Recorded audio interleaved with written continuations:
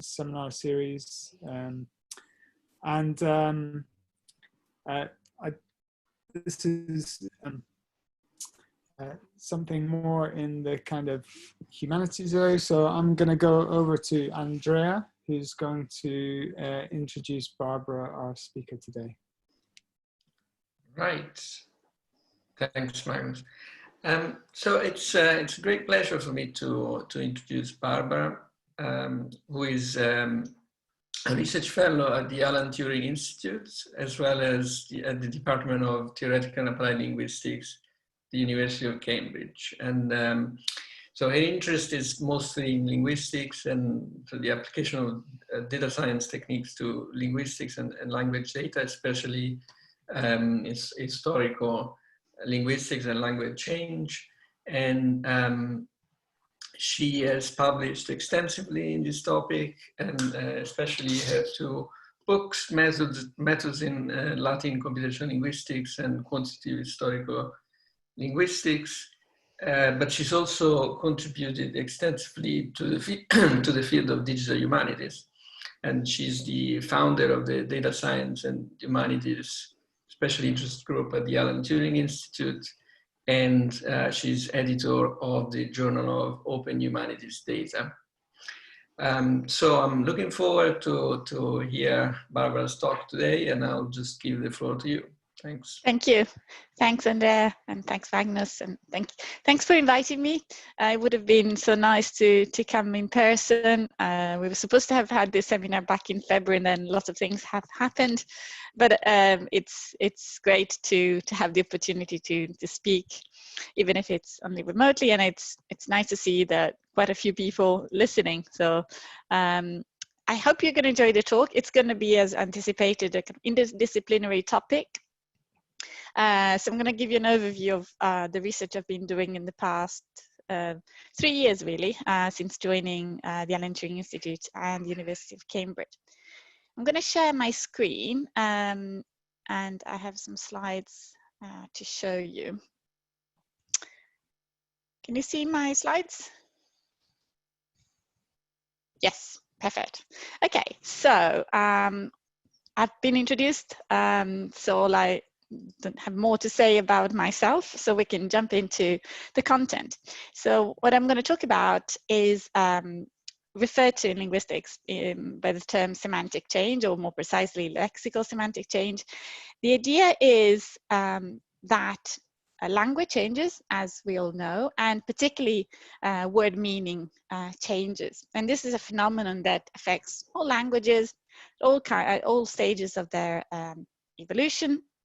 And it's a very fascinating topic.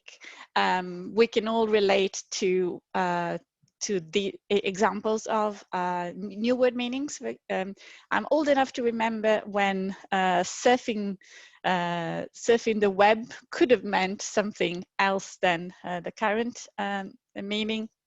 Certainly, if we think of saying this phrase a few decades ago, people might have reacted strangely.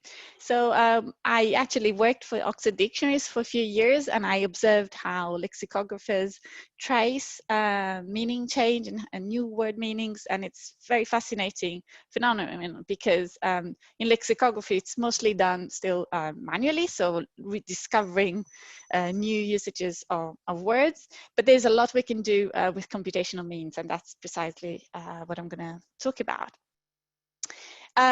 So here an example from the Oxford Dictionary of English.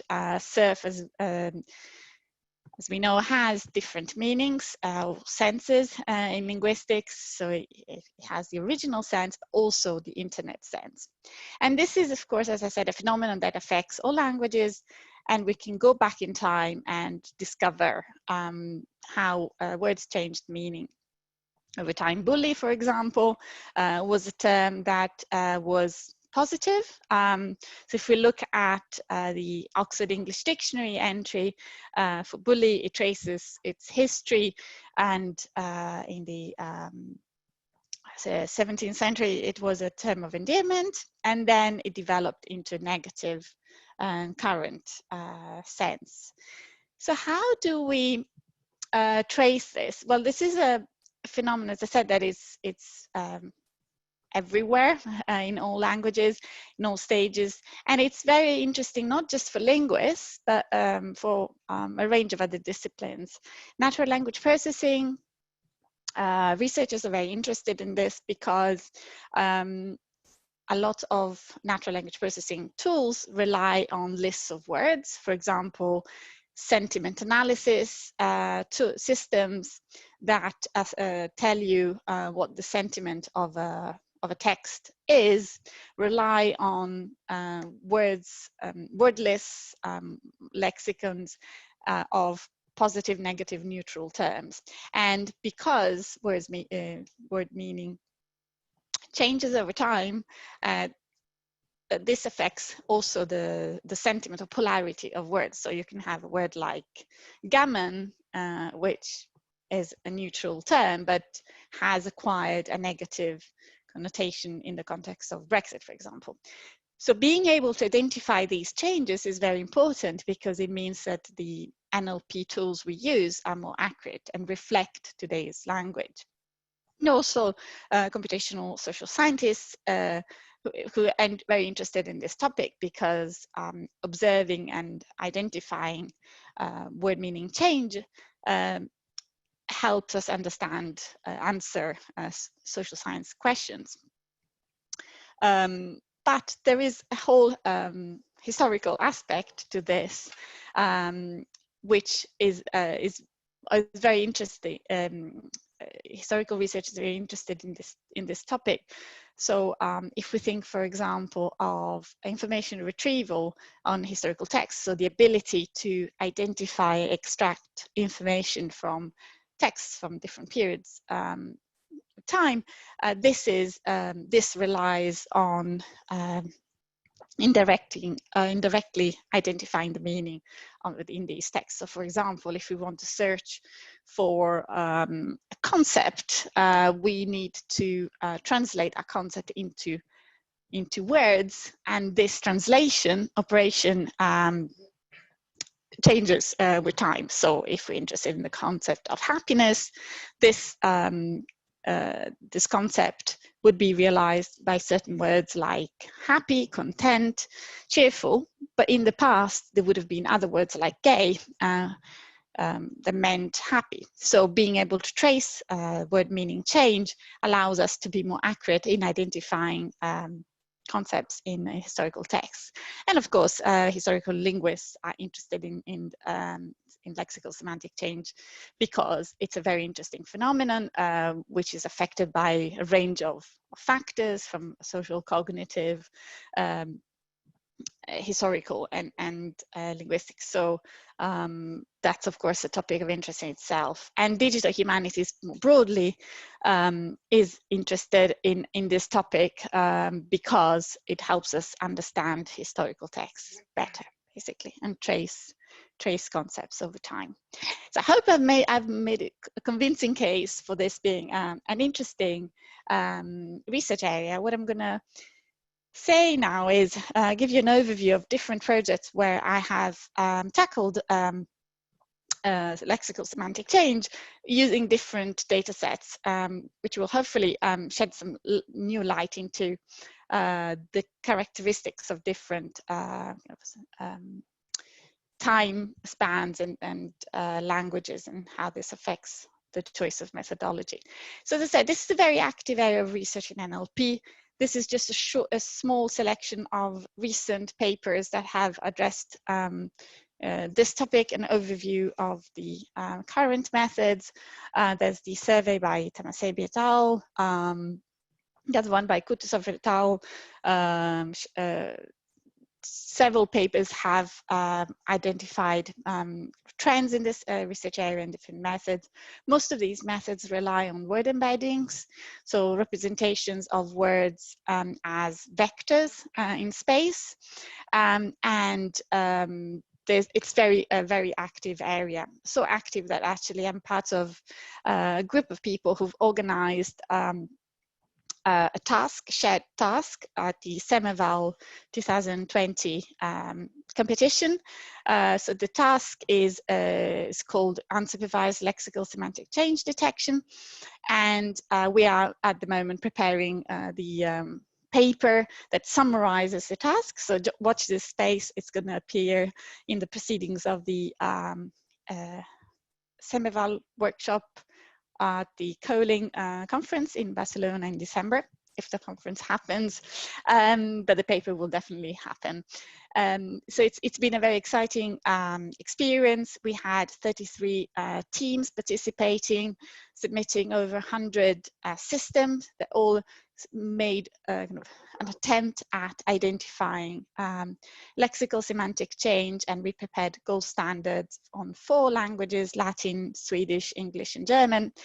So this was the first time that different teams of people could compete and be evaluated on a standard data set. So very exciting research area. What is missing, before I go on, is the link between this research area and the application areas. So I'm going to start with an application area from ancient languages, specifically ancient Greek.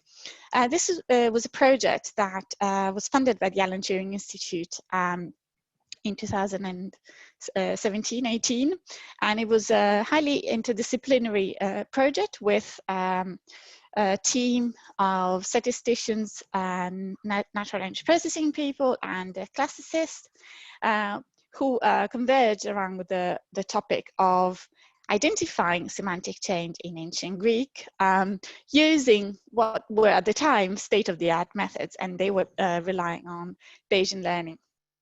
So the basic idea was from a paper published in 2016 by Ferman and Lapata, and the idea is to use topic models to model the changing distribution of meanings of words over time. So this is a graphical representation of these topic models. You may be familiar with topic models in general, which are aimed at identifying the underlying distribution of topics in a set of texts. Here, instead of topics, we extract word meanings, so word senses. So you see different colors corresponding to different senses of the word power.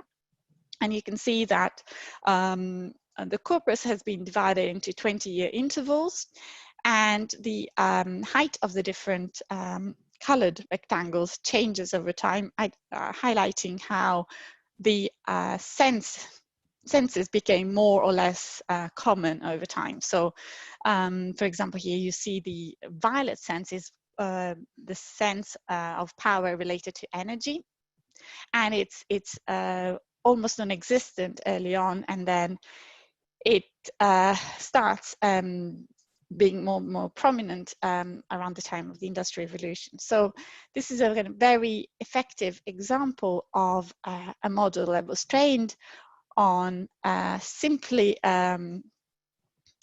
sentences, so no semantic information encoded in the input whatsoever, but the model used the distributional properties of the word. So it uses the context of occurrence of words to infer the change in distribution of senses of these words. So what we thought was, let's try and do this for ancient Greek. It should be pretty straightforward. Turned out, of course, it wasn't, because there are lots of challenges given by ancient texts. First of all, assembling a corpus. So these are the 2 references, 2 papers that came out of this project. So collaboration with all the people listed here. So we built a corpus because there wasn't one that we could use. 10 million tokens, so very large for ancient Greek, covering a very large time span. So that was one big difference with the state of the art in NLP. which typically had used corpora that were much bigger, but also covering a much smaller time span, typically a couple of centuries at most. So Google Books, and the latest kind of books in Google Books is one typical example. So this is distribution of our corpus, very uneven. You see different centuries covered, and a number of tokens for every, so number of words for every century, and we divided it into genres to highlight also the uneven distribution across genres. This is a fact that we need to live with whenever working with ancient languages. We can't really pick a very balanced corpus, a corpus that has an even distribution of genres, because we don't have that luxury. We only have the texts that have survived and have been made available to us, so we need to deal with this. So what we thought of was, well, we can't straightforwardly apply the method of Freeman and Lapata, because there is a macroscopic difference, and that is that word meaning in ancient Greek, as in all languages, but particularly in ancient languages, is very heavily affected by genre. So if you have a medical text, for example, you have a word that could mean, like mus, that can mean both anatomical muscle and also the animal mouse. Then depending on the genre of your text, of course, the word will have different meaning, and that can override the historical trend. So even if the word had changed meaning over time, the genre may play an even bigger role than time. So what we ended up with was a modification of the topic model. We called it GASC for genre aware semantic change model. And you can see the overview here. But basically, it's a genre version of a topic model where we have a distribution of senses over time and a distribution of words for senses, but we do this for every genre. So the idea is that in addition to estimating the probabilities of different meanings of a word over time, we do it also by genre. So we could have a distribution that shows how the word meaning changed over time for one genre that could be different in a different genre. And that was the idea. We did lots of tests, and this is of course very hard to evaluate these models on ancient languages, because there isn't a gold standard or a set of ground truth that we can use. So we took some examples, and we identified cases in which the word changed its meaning. So for example, paradisos is a word that originally meant garden, and it acquired the paradise or Garden of Eden sense in a religious context, a Christian and Jewish context. So how do we identify this shift in meaning? Well, we applied different variations. Sorry, I will close this window. Different variations of the topic model I presented earlier, and we were able to trace some aspects of this meaning change. So here you see we had 4 main senses of this word, or topics, and we can identify some of these senses to the religious, kind of Christian, Jewish meaning of paradise, and others to the original meaning of garden. I've highlighted the garden meaning in red and the paradise in blue. It's not completely binary and clear cut, but we can definitely see a difference. So words like God and eat the fruit refer to paradise actually, but then other words like tree, water, place refer to the garden sense. So what we can then see is that if we associate these four senses to actually two main macro meanings, the paradise sense is more present in the 3rd and 2nd century before Christ and the 4th century after Christ, which actually correspond to the dates in which the Old Testament and New Testament and Christian texts are dated from our corpus.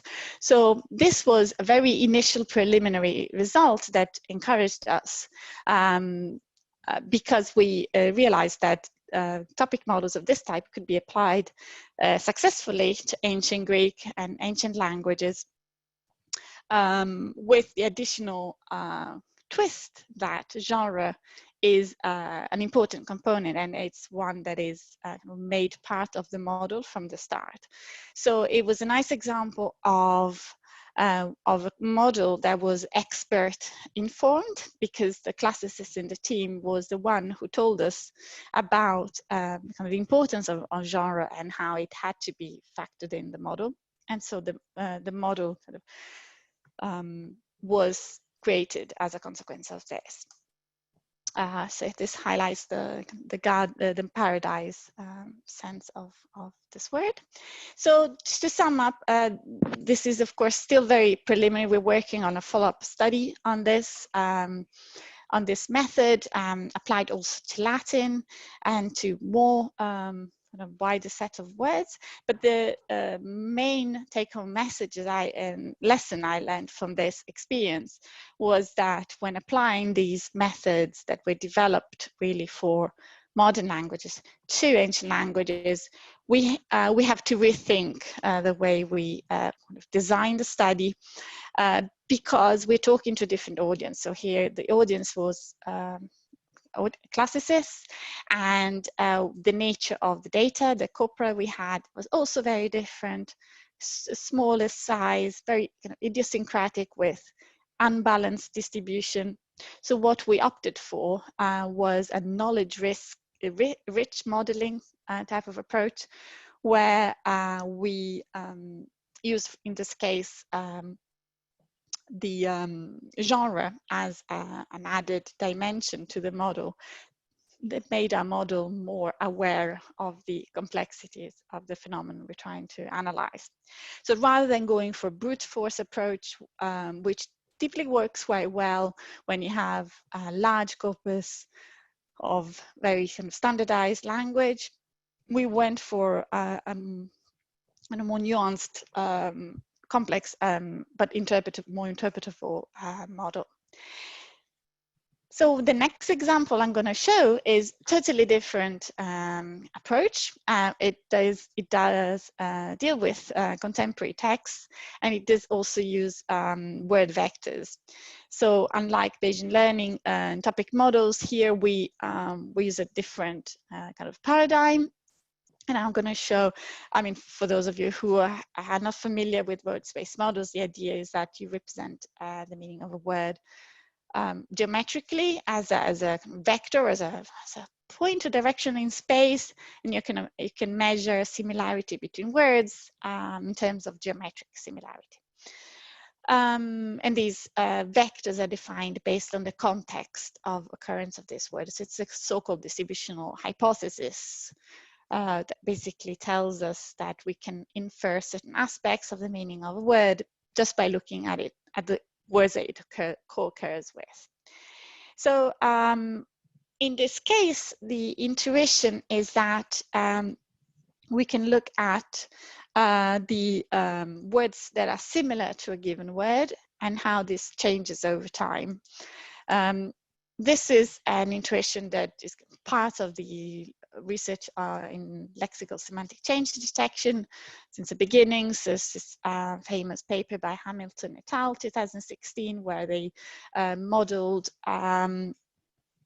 English and other languages in this way. So they created semantic spaces representing the the semantics of words at different points in time, and then they were able to trace the changing meaning of certain words over time by simply calculating how the vector for the same word changed.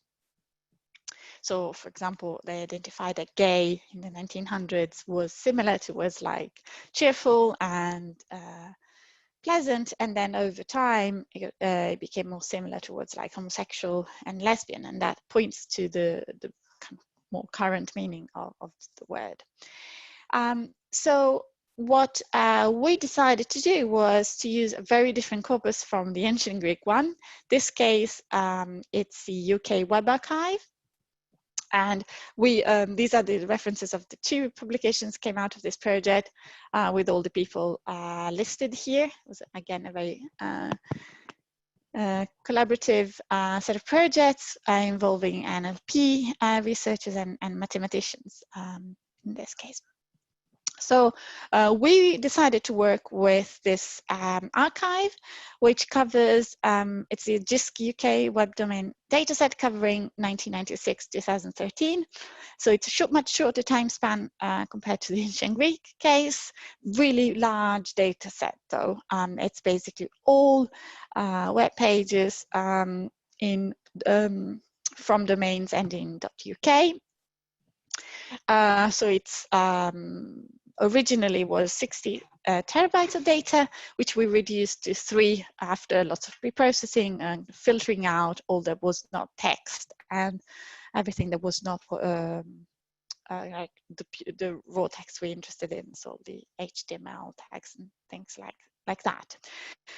So we ended up with quite a lot of data still that challenged some of the computational capabilities. So we had to kind of scale up our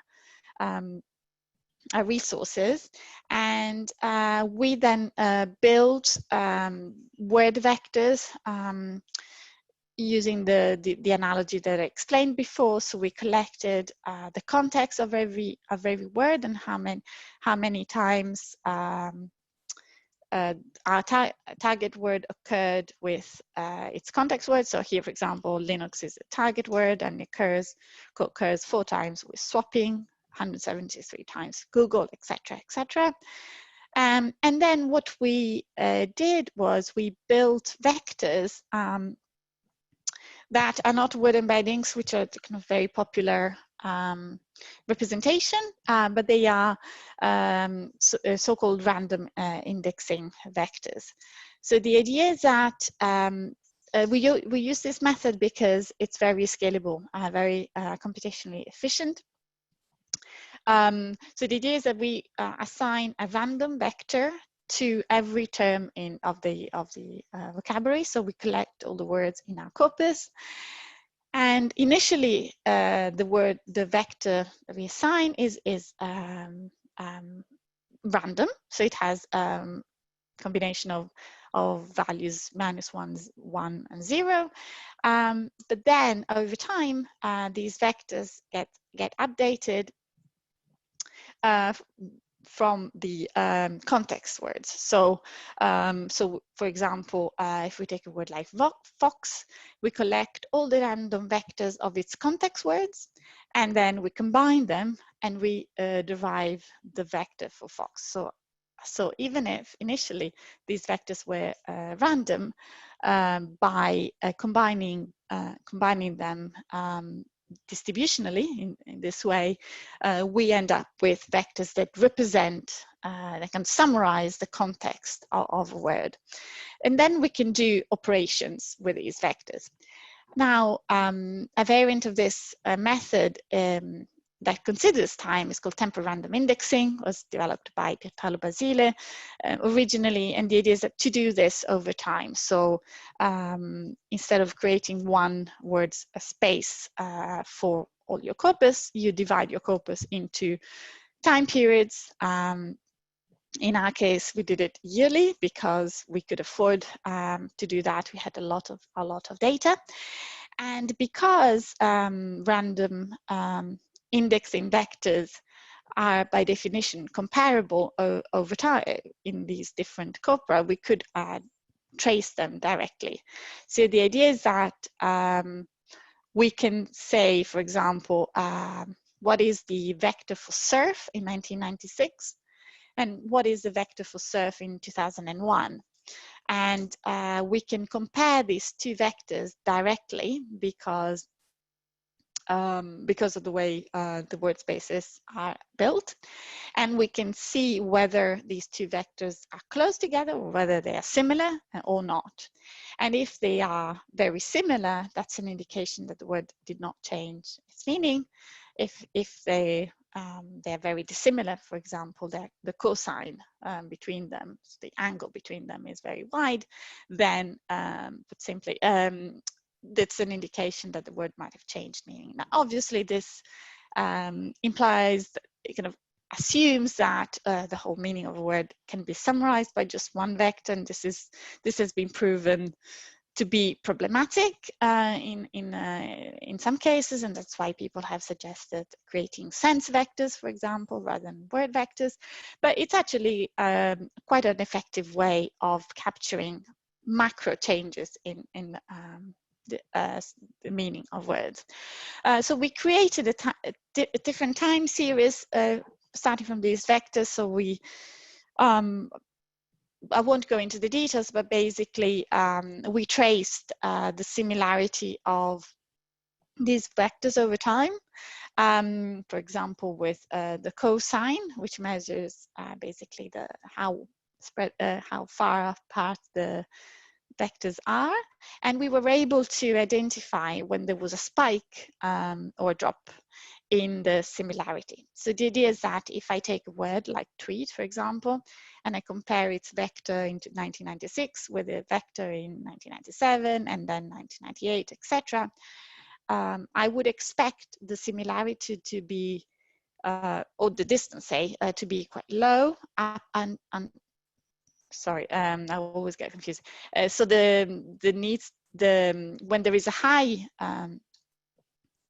distance, it means that the word changed meaning, basically. So there's a spike in this time series that points to a year when the word might have changed meaning. So in tweet, for example, we could experience that when the social media platform Twitter was launched, and suddenly the word tweet started being used in new contexts, in context with words like post and message and things like that. So in order to identify when these spikes in our time series happened, we had kind of devised different methods. One of them was change point detection method called the mean shift model. And the idea is basically to identify when the time series has a spike that is statistically significant. So we can visualize this like this. So if we have the kind of we're tracing the similarity of the word to itself over time, and we see that this drops at some point. With different methods, we can apply change point detection methods to say this is a time when the word might have changed meaning. So one simple case is what we call the valley model, where basically we consider a change point when the value in the time series is lower than the previous value. It's a very simple method. What we call variance model was when the difference between the value in time series at one point and at the point before that is compared with the variance of the time series. So if this goes over a certain threshold, then this is points in the direction of a change. And this way we were able to find interesting examples of semantic change. How do we measure whether these changes are actually true changes? Well, we don't have gold standards. So what we did was we used the Oxford English Dictionary, which is historical dictionary of English, which tells us when a word changed meaning, basically. So it usually gives us the first attestations, the first record of a new meaning appearing. So here, for example, in case of tweet, it says that in 2006, it gives a quote from 2006 or when the social media meaning appeared. So using the data set from the Oxford English Dictionary, we were able to compare the changes identified by a system with the changes from the dictionary. And we achieved quite a high recall, but very low precision. In other words, of all the changes that the Oxford English Dictionary kind of recorded, we identified very high proportion, about 85%. But we identified many, many more changes. And of course, a lot of those changes could be genuine, just may not have found their way into the dictionary yet, or they may not be genuine. So because we have several thousand, next step will be to go into kind of in-depth analysis to see this. We also experimented with a couple of other methods. So I'm going to go quickly because I can see time is almost up. So just to give you the overview, we also experimented with word embeddings, which are basically a way to represent word meaning with vectors, but that come as a result of neural network operation. So they are dense vectors that do not directly represent the context of a word, but still represent contextual properties of the word. And what we did was we adapted existing methods and we devised a new way of aligning word embeddings. So the basic idea is that you can define word spaces, word embedding spaces for every time period you choose. And then you need to align these spaces, unlike with random indexing, where this alignment is not needed because the vectors are directly comparable. In the case of word embeddings, typically word to vec, for example, you do need to align the spaces in order to be able to trace the same word across time. And we did this using widely used method called orthogonal procustis, but we changed the method with the introduction of so-called anchor words. So the idea is that when we align these spaces, we also make use of the fact that certain words for sure will not have changed. So typically those are function words, words like prepositions or determiners, articles, that gives us the confidence, that when we trace them over time in these different spaces, they will not have changed meaning. So we call them anchor words, and we use this to improve the alignment algorithm, basically. So just to say it very briefly, we were able to identify candidates for semantic change like cloud, tweet, BlackBerry, tablet, which were kind of revealing. You can see here some examples of neighbors, so words that are similar to a target word and how that changed over time. So for example, BlackBerry had neighbors like gooseberry, raspberry, strawberry. That was before 2000, and then after we have neighbors like smartphone, Android, etc., pointing to a change in meaning, of course, after the introduction of the BlackBerry mobile phone. And very briefly, the last example I'm going to briefly show is on Twitter. So this was yet another data set, very different from both ancient Greek and the web archive. Here, the time span covered very small, 5.5 years, but very large data set of 1.6 billion tweets, so 20 billion tokens. So what we find, skipping through the methods which were basically adaptations of word embedding and methods that I explained before, what we found were interesting type of changes. They're not what linguists would call lexical semantic change. Most of these were affected entities, named entities, like names of people or platforms. For example, Vine is I learned a video hosting platform. So when we analyzed the context of these words with the methods I just explained, we were able to find when these words were used in different contexts. This is typically corresponds to events like launches of new platforms or a new song becoming very popular in the Twitter sphere and so on. So this was an interesting finding because it is a consequence of having chosen a much smaller time span, a very different corpus in nature. So these are some examples of words and when they changed, even though the type of change we discovered is much more ephemeral than one with other corpora. So just to summarize and wrap up,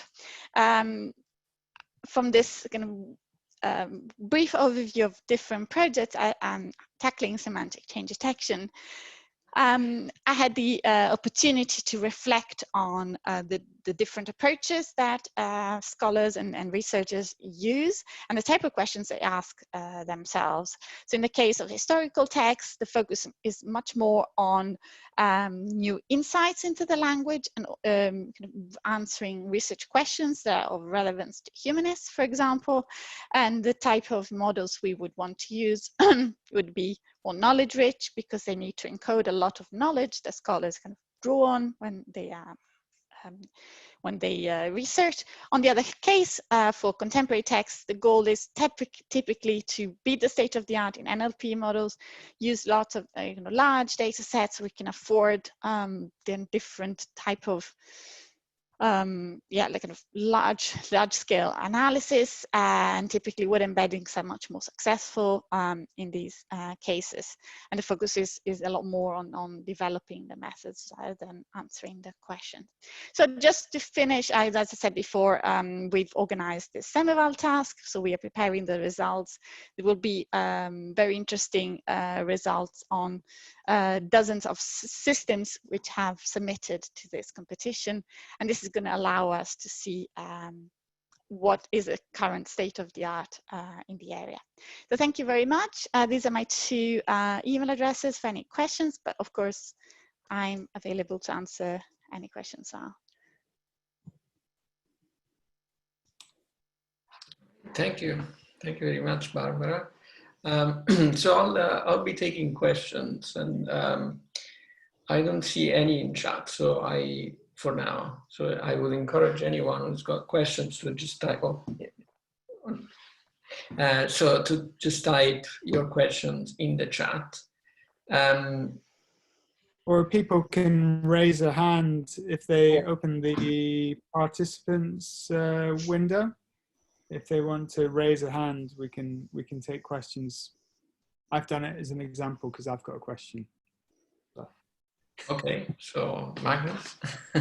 Okay, so I was wondering when a word retains its original meaning and has a new meaning, like cloud, then at the beginning, when it starts having its new meaning, maybe it's quite hard to detect because it's still dominated by the old meaning. And I was wondering, so I work in a completely different area of sort of cell biology, and we have these branching models where cells differentiate into a new state, but they retain also a branch in the old state.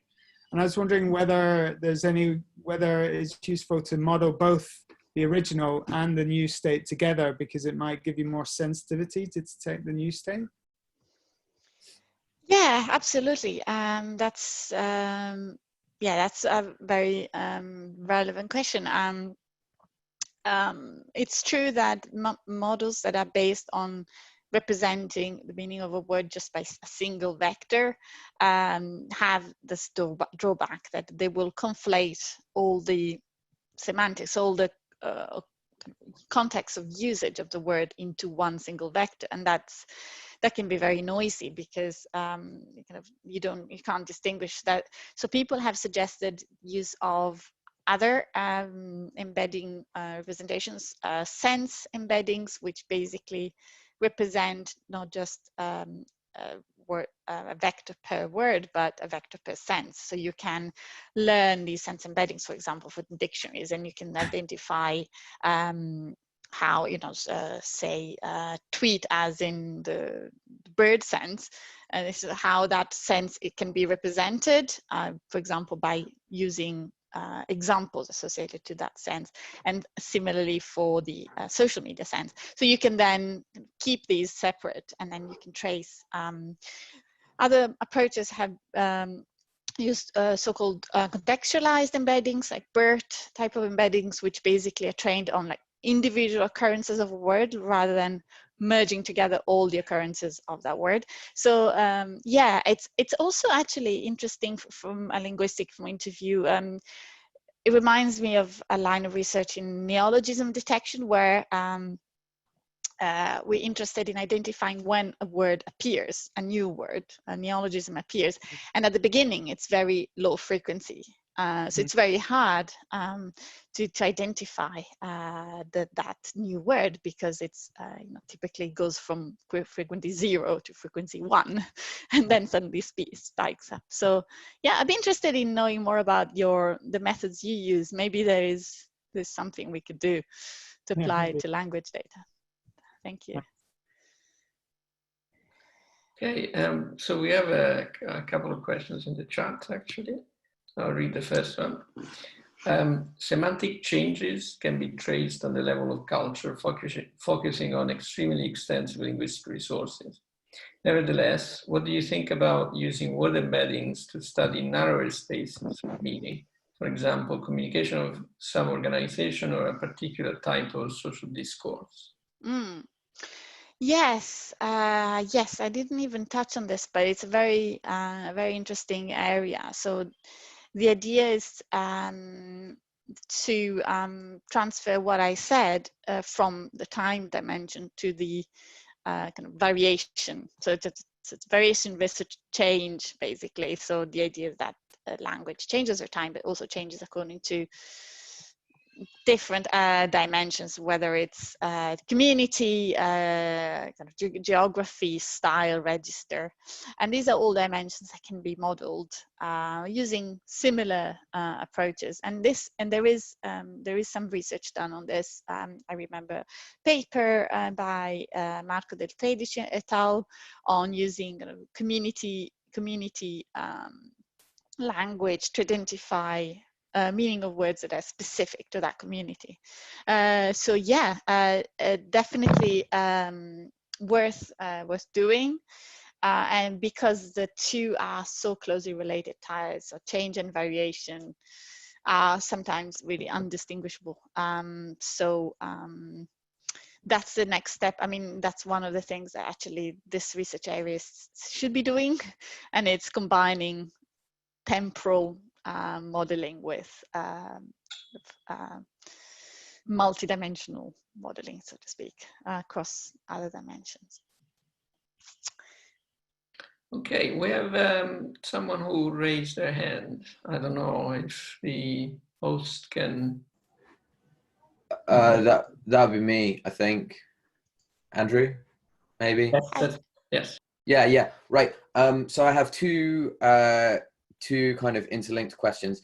I wonder whether you've thought at all about whether it's going to be possible to predict semantic drift in advance, or whether you've given any thought to identifying words that might be kind of ripe for repurposing by, ad campaigns or new rising brands who need names for stuff. Yeah, that's a fascinating topic. So I have given some thought to this, and I haven't yet found a model that can predict change, partly because my interest is in historical text, and partly is because it's very hard. So there are some factors that we could identify as being kind of indicators of upcoming change. but there's also a lot of factors we don't have any control over. So it'd be nice to do quantitative analysis to tease the two apart. We have recently published a paper with Stephen Wilson, Walid Magdi, and Gareth Tyson. I can give you the reference, but it was presented at Web Science Workshop this year, and where we tracked the use of terms on Twitter and Urban Dictionary, and tried to identify when the word appeared first. And we found that certain types of words tend to appear first in Twitter and then in Urban Dictionary. And for other types of words, it's the other way around. And this is an example of this type of research. So Urban Dictionary, for those who don't know, it's a dictionary that is community built. Anyone can add a new definition of a word in Urban Dictionary, so that it contains a lot of kind of spurious in a way and kind of idiosyncratic material, but it also contains new meanings that have just emerged. So it's a great source for these kind of things, new meanings and new words. So yeah, I'm interested in pursuing this further. It's just very complex. The other question was on, what was it again? Sorry. Oh, you know what? I think that one can leave it. But sorry, real quick. Can you historically, do you think you can trace back to the turning point in the changes of word meanings? So can you, given your corpus of text, can you look back and say, this is the precise usage of the word that triggered a change in its meaning? Okay. So this is not yet been done. So this so we have been able to identify the point in time when the word changed meaning with these change point detection methods. We've not been able to trace it back to the actual text because this would require an additional step of what's so-called word census ambiguation. So linking from the representation of the word and its kind of shift to the instance in the text that led to that. Yeah, so that's basically actually really important for historical researchers as well, because they are not just interested in knowing that gay changed meaning, but they want to know in which text that word changed, basically. So yeah, that's another item for my to-do list. Cool, thank you. Thank you. Sorry, my answers are a bit long. I can be quicker next time. We have a couple of more questions in chat. So one of them is the rate of change of each word similar, or are there big disparities between them? And is it the late years, the disparity higher, maybe because of the inclusion of new technologies? Yeah, so some researchers have tried to come up with so-called laws of semantic change that basically say something more general about rate of change, for example. So saying, for example, whether nouns are changing faster than verbs and things like this. There hasn't been a kind of definitive answer yet, but this kind of research can help in that direction. It's not quite ripe for making big claims, especially not if they're not made in collaboration with proper linguists. But in terms of comparing kind of, more recent versus older time periods, there's been a lot of research on the effect of new technologies on language and semantic change. As far as I know, no one has actually measured whether the introduction of new technologies has had an effect and how much of an effect. But a lot of the changes we found are related to technologies. And there is actually a project that I'm involved in called Living with Machines, where we look at the effect of industrial revolution and changes in technology in the long 19th century on people's lives, but also on language. So that would be a way to start that. Again, yes, lots of material. for future research.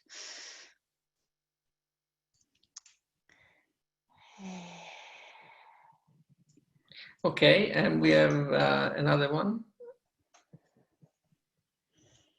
Right, so if word embeddings are promising for smaller semantic fields, for example, particular time-bounded social discourses, how much data is a minimum for this sort of analysis? Kind of follow-up of the first one. How much data is needed for word embedding methods? That's a very good question. So, well, there isn't a kind of one single answer, but the research has found that you do need a relatively large corpus. I think that people have done some evaluation saying that you need at least the order of tens of millions of words. We actually are in the process of testing these methods on Latin as well as ancient Greek.